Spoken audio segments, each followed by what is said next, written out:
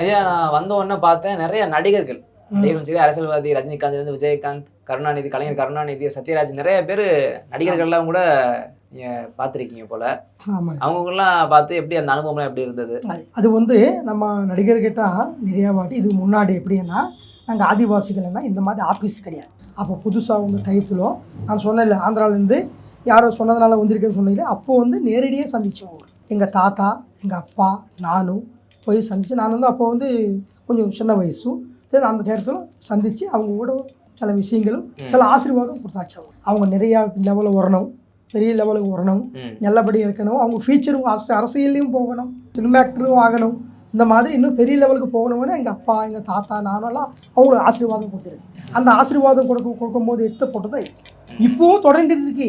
நிறைய ஆக்டர்கள் நிறைய பேர்கிட்ட போகிறோம், அவங்களுக்கு சொல்கிறோம், அவங்களுக்கு பர்சனலாக பார்க்குறோம். ஆனால் அவங்க பேர் சொல்லக்கூடாது. நாங்கள் அப்பப்போ போயிட்டு அவங்ககிட்ட போயிட்டு அவங்க ஆசீர்வாதம் கொடுத்து கடவுளோட ஆசீர்வாதம் பிரசாதங்கள் அவங்களுக்கு கொடுத்து நம்ம ஒரு ஆசீர்வாதம் கொடுத்து வரும்.